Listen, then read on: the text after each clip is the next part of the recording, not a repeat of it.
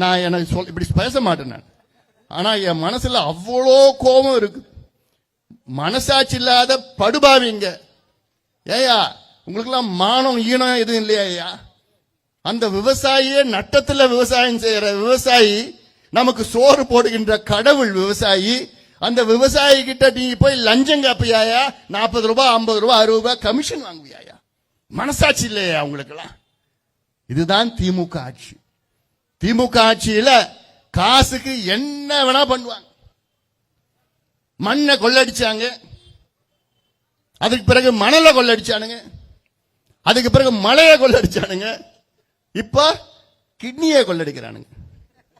கிட்னிய மனுஷன் ஜாகிரதையா இருங்க, எங்க கூட்டிட்டு போய் கிட்னியை புடிங்கிட்டு போட்டு போறானுங்க.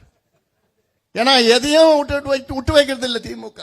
எதுல பணம், எதுல காசு, எதுல கொள்ளடிக்கணும் அதை பத்தி மனசாட்சி கிடையாது. நான் சொல்றேன், கஞ்சா வித்துட்டு இருக்கிறாங்கன்னு சொல்லிட்டு இருக்குல்ல, இந்த போதைப் பொருள் சரளமா கிடைக்குது. அமெரிக்காவில் இருக்கிற என்னென்ன போதைப் பொருள் இருக்கிறோ, காக்கேன், ஹெரோயின், எல்எஸ்டி என்னென்ன இருக்குதோ எல்லாம் தமிழ்நாட்டில் இருக்குது. இன்னும் அதை விட அதிகமா இருக்கு தமிழ்நாட்டில். இதுக்கு யார் காரணம்? முதலமைச்சர் ஸ்டாலின் காரணம். அவருக்கு கீழே தான் காவல்துறை இயங்கிக் கொண்டிருக்கிறது. அவர்தான் காரணம். சட்டம் ஒழுங்கு அவர்தான் பொறுப்பு. எங்க கிட்ட ஆட்சியை விட்டு பாருங்க, 6 மாதம், 6 மாதத்துல 6 நாட்களில் என்னால இந்த போதைப் பொருட்கள் தமிழ்நாட்டிலிருந்து ஒழிக்க முடியும்.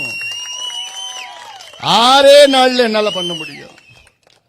காவல்துறைக்கு தெரியாம யாரும் வைக்க முடியாது. அதானே? ஒரு பொட்டலம் கூட யாரும் வைக்க முடியாது காவல்துறைக்கு தெரியாம.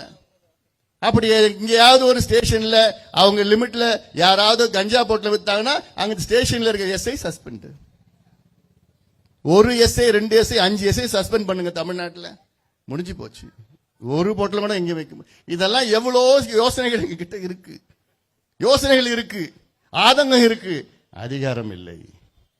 அதிகாரம் இருக்கிறவங்க கிட்ட தைரியம் கிடையாது, எண்ணம் கிடையாது, உணர்வு கிடையாது. நீங்க எக்கேடு கேட்டா என்ன? நாங்க ஆட்சி செய்யணும், கொள்ளடிக்கணும், நாசப்படுத்தணும், சமூகத்தை சமுதாயத்தை நாசப்படுத்தணும்.